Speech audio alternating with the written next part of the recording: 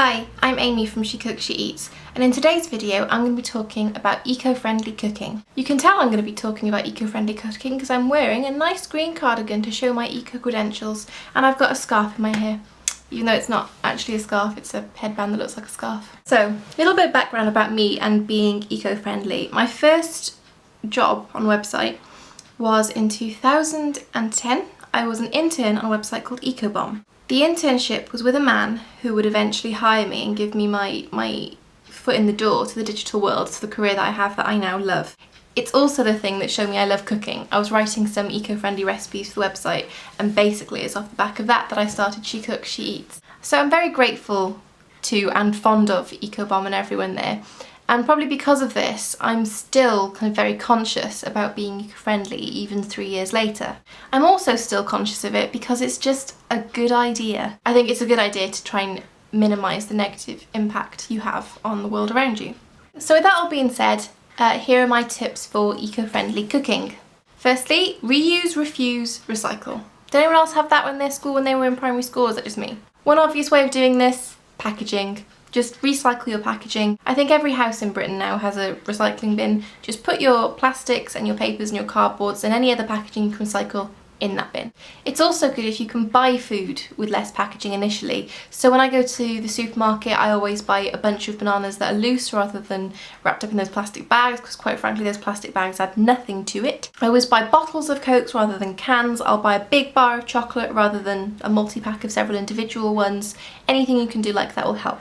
It also helps if you can shop in places with less packaging in the first place, such as markets. Secondly, food miles. Food miles refers to the distance your food has had to travel from where it originated to your house and your plate. For example, pineapples have to come by aircraft. If you get strawberries from Spain, they have to travel from Spain.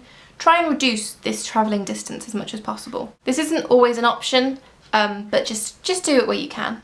I try and buy locally where I can. There's a really good market down the road from me. I'm very lucky, and I try and buy as much food as possible from there. If you don't have a market, you could also sign up to something like Able and Cole or a veg box. I mean, I know you then get them driving around and delivering food to you, but it's sourced locally, so it might even out. It's a tricky subject. Food miles isn't the easiest thing, and then you get things like bananas, which have huge food miles, but overall are more eco-friendly than most other fruits. So, like I said, don't wring your hands. Thirdly, eco-friendly hardware. By hardware, I mean anything you use to physically cook your food. I have here some eco-friendly kitchen utensils.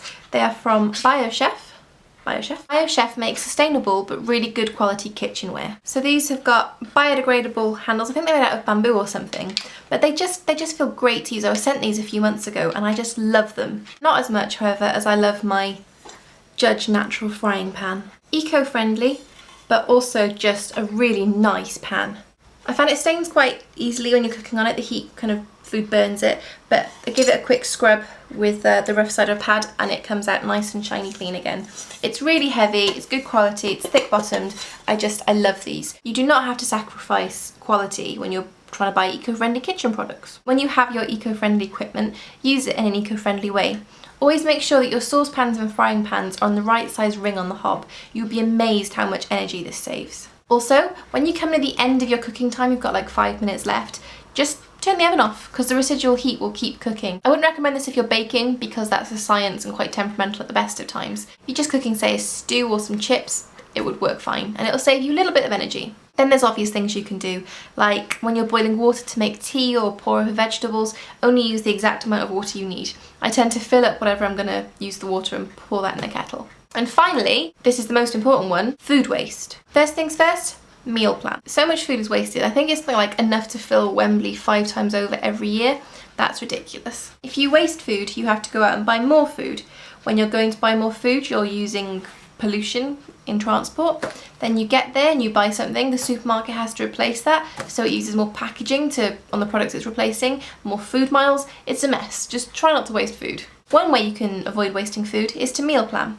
I love meal planning. This is my meal planning pad. It's by Knock Knock. I got it for like £3 from John Lewis. It has spaces for dinner every night and then lunch, breakfast and grabbables. I write exactly what I'm going to eat on this pad and then I go to the shop every week and I buy it. You never end up with an odd vegetable that you thought you'd be adventurous and try rotting in the fridge when you do this because you know what you're having, You know exactly what you need to buy, and you know that you need to cook it. If you do cook too much, or if you aren't going to use something in time, you can always freeze it. That's also handy for if, like me, you get unexpectedly hungry at random times and want something quick to grab. I just grab it out of the freezer, defrost it, done. There's lots more information on how to avoid wasting food on lovefoodhatewaste.com. So there are just a few really simple tips on how you can be more eco-friendly with your cooking. I haven't touched on things like organic food because there's a lot of conflicting evidence, and I've tried to make it aware that some of these things, like food miles in particular, aren't black and white issues. If you want more information, I really recommend reading Jay Rayner's book, A Greedy Man in a Hungry World. He deals with a lot of the issues around food production and waste and how we should be eating in a good, sustainable way. He doesn't come down particularly hard on either side, he just presents facts in an understandable way. I really recommend it. The good thing about all of these tips is that they're around not wasting things, which means you actually save money. And I love saving money. It means I have more money to go and buy DVDs and books and pretty things. I hope you found that useful, and please, if you have any more tips for eco-friendly cooking, leave them in the comments. See you next time. Bye!